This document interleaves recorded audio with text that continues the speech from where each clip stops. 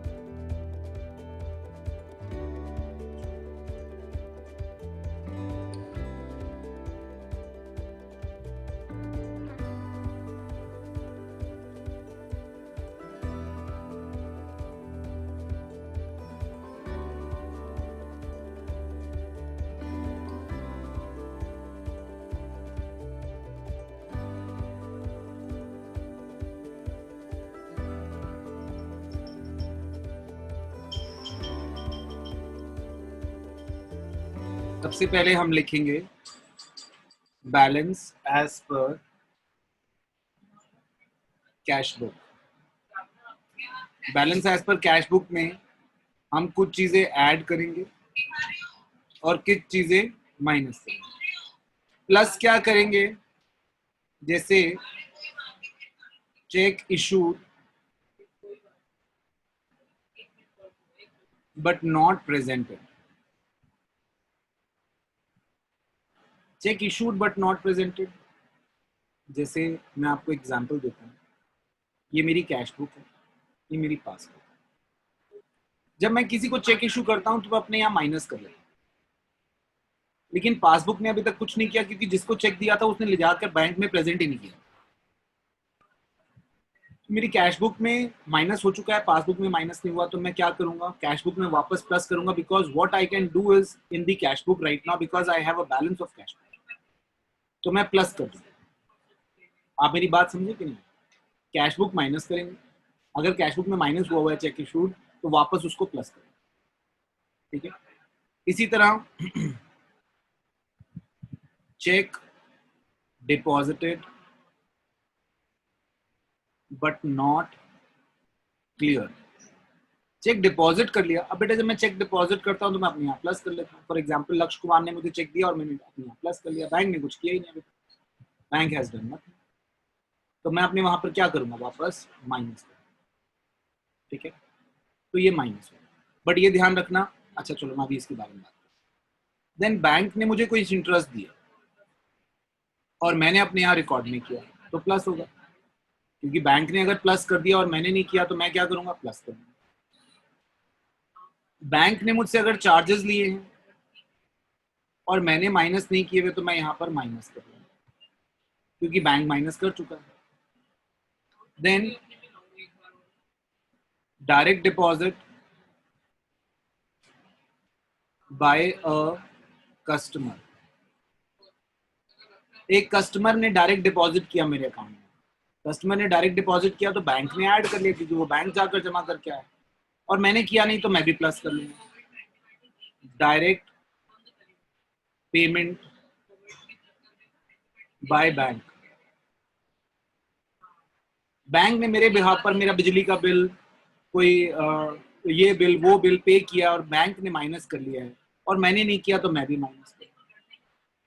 Then B R discounted not recorded in cash book. B R discounted not recorded in cash book, B R discount करा लिया।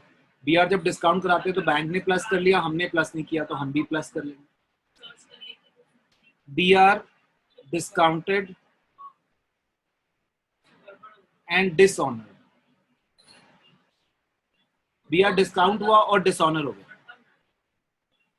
तो minus होगा। तो यहां पर आपके पास आना चाहिए balance as per passbook.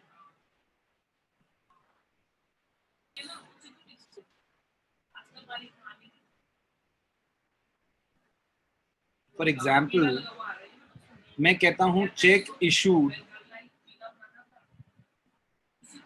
But not presented. When I say check issued but not presented, there are two dates involved. मैं issued की कौन सी डेट की बात कर रहा हूं और मैं कौन सी डेट की प्रेजेंटेड की बात कर रहा हूं, ठीक है। फॉर एग्जाम्पल,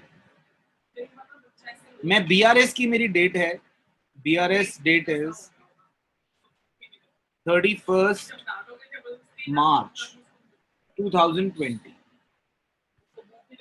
ठीक है। अगर ये कह रहा है कि मैंने चेक इशू किया था 27 मार्च को और आज मैं 29 मार्च को देख रहा हूं कि अभी तक प्रेजेंट नहीं हुआ, to hell with it, why am I concern. अगर ये इस डेट से पहले नहीं प्रेजेंट हुआ तो कोई बात नहीं, इस डेट तक हो जाएगा, हो सकता है इस डेट तक हो जाए। और अगर इस डेट तक हो गया तो क्या होगा, कैश बुक और पासबुक दोनों मैच कर जाएंगे। मैं कब देखूंगा इन दोनों को, 31 मार्च को। 31 मार्च को इन दोनों को देखने वाला हूं। अगर 31 मार्च से पहले प्रेजेंट हो गया तो कहानी खत्म। अगर ये डेट है प्रेजेंटेड नहीं हुआ जी 31 मार्च तक, देन ये मेरा कॉज ऑफ कंसर्न है, तब ये BRS में है। ये कह रहा है जी 4 अप्रैल हो गई, आज अभी तक प्रेजेंट नहीं हुआ, तब ये मेरा कॉज ऑफ कंसर्न है, तब ये आया, ठीक है। एक और, चेक इशू किया मैंने 1/4/2020 को और 4 अप्रैल 2020 तक प्रेजेंट नहीं हुआ, टू हेल विद इट, क्योंकि मैं BRS देख रहा हूं 31 मार्च और उससे पहले वाली ट्रांजैक्शन। जो ट्रांजैक्शन 31 मार्च के बाद हो रही है, I am not bothered and I am not concern with that. आप समझे कि नहीं?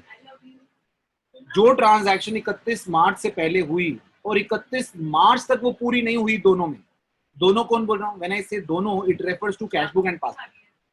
अगर कोई ट्रांजैक्शन 31 मार्च से पहले हुई है और 31 मार्च से पहले दोनों में हो गई, दोनों में प्रेजेंट हो गई, दोनों में माइनस हो गई, दोनों में प्लस हो गई, does not matter, it is not a matter of bank reconciliation. एक ट्रांजैक्शन जो हमारी BRS की डेट के बाद हुई वो हमारे लिए कॉज ऑफ कंसर्न नहीं है। एक ट्रांजैक्शन जो हुई BRS से पहले तक लेकिन BRS की डेट तक वो दोनों में नहीं आई, किसी एक में आई है, then it is a cause of concern. दोनों में आ गई तो भी कंसर्न नहीं है, दोनों में नहीं आई तो भी कंसर्न नहीं है। ऐसा भी हो सकता है कि मैंने चेक इशू किया और मैं अपनी कैश बुक में भी डालना भूल गया, पासबुक में तो डाली नहीं, और मैं अपनी कैश बुक में भी डालना भूल गया, तब भी ये कॉज ऑफ कंसर्न नहीं है, क्योंकि दोनों में डिफरेंस तब भी नहीं आया होगा।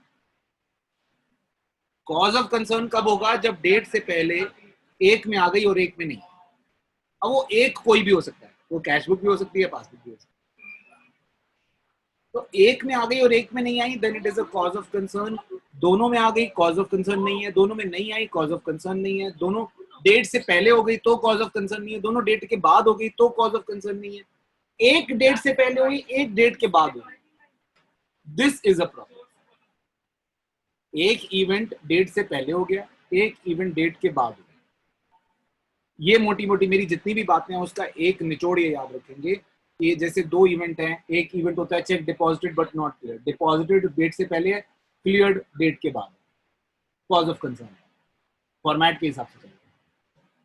Bank interest not yet credited, यानी बैंक इंटरेस्ट बैंक ने दे दिया, हमने अभी तक क्रेडिट नहीं दिया, ठीक है। ये एक फंडा याद रखेंगे। दूसरा फंडा डेबिट और क्रेडिट का, जो कैश बुक होता है, कैश बुक का debit is equal to credit of passbook.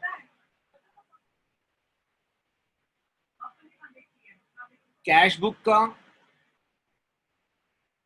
Credit, debit of passbook. क्या कह रहा है, मेरे को आवाज नहीं आ रही लक्ष्य, एक बार रिपीट करो। मैंने कहा कैश बुक का debit is equal to credit of passbook, cash book का credit is equal to debit of passbook.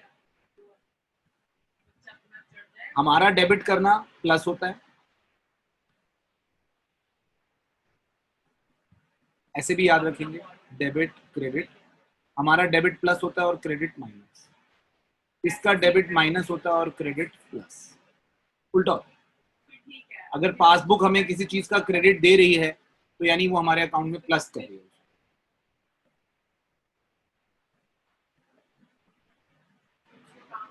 Is that okay? Getting it?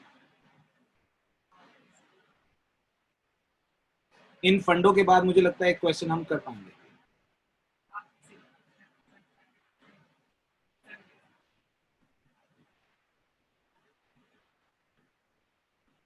Let's write down a question on this.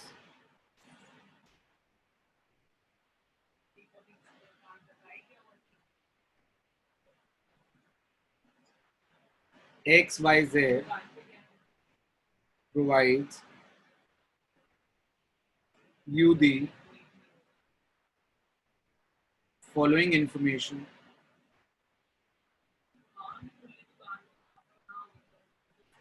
as on 31st March. Sir repeat कर दो. मैं लिख रहा हूं बेटा, देख ले साथ साथ.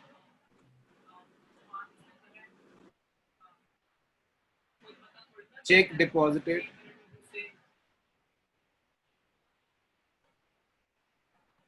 but not yet collected by bank. ₹15. Check issued but not yet presented for payment. 2,500.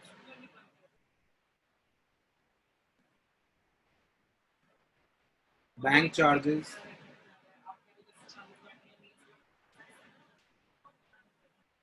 debited in passbook only.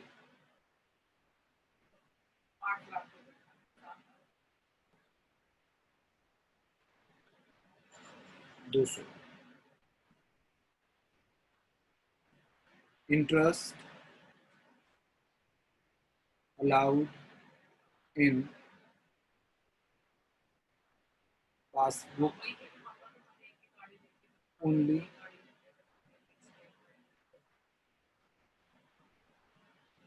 ₹100.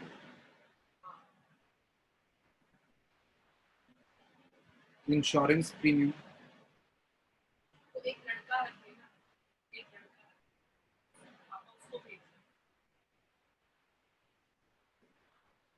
paid directly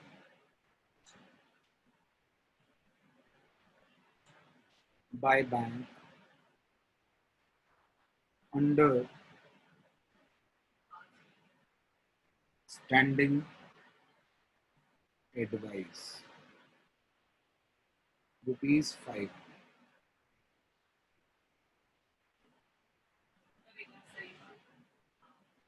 DR directly collected by bank.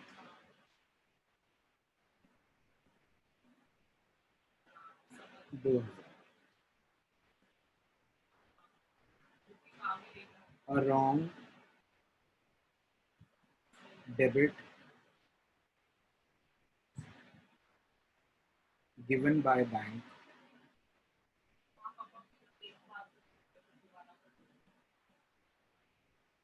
in passbook.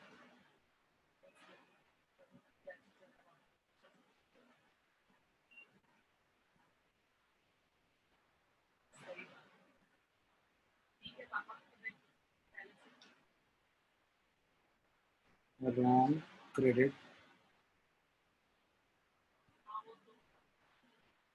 given by bank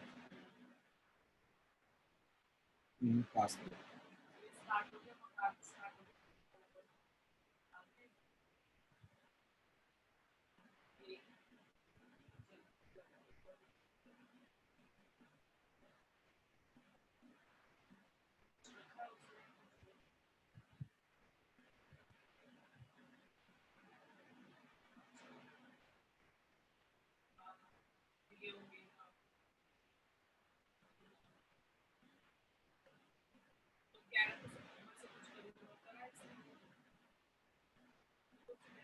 but not recorded